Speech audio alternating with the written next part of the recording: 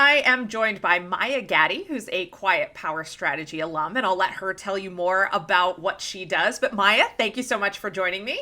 Yeah, thanks for having me. Absolutely. So, real quick, can you tell us who you are and what you do? And then also tell us where your business was at before Quiet Power Strategy.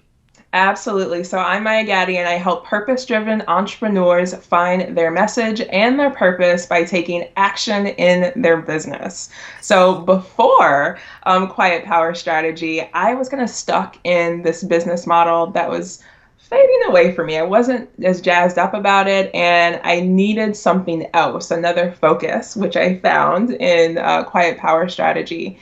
And so I was focused around launching, all about tech stuff, and I was drowning in it because a lot of my customers were really struggling with the fact that they weren't taking the right actions in their business, but they were creating these really pretty boxes and packages. So I was frustrated, they were frustrated, and it was time for a shift.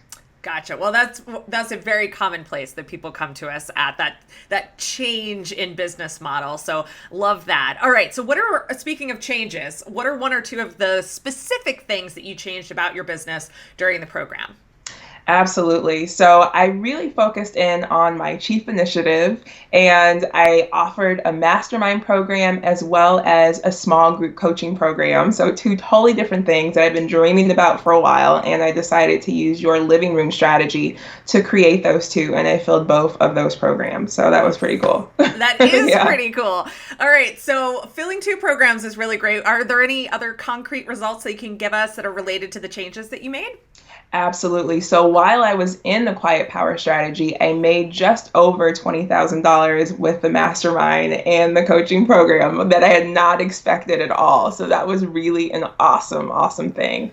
I think the other thing too, outside of the chief initiative, is the market conversation. So I was really able to hone in and fine tune what my clients are listening to and how they're listening to me as well. So That that's pretty cool. That's awesome. Yeah. And especially since you were making that kind of brand transition and business model transition, that's really key, right? Yes, absolutely. So Awesome. it's so cool to be able to connect with them on a different level and help them take the right actions now. Yeah, and now Yeah. you're equipped with this skill too, so that if you want to make a change in the future or if you want to go down a slightly different path, you can always come back to that same skill again. All right, so now the money question. Who should join the Quiet Power Strategy community?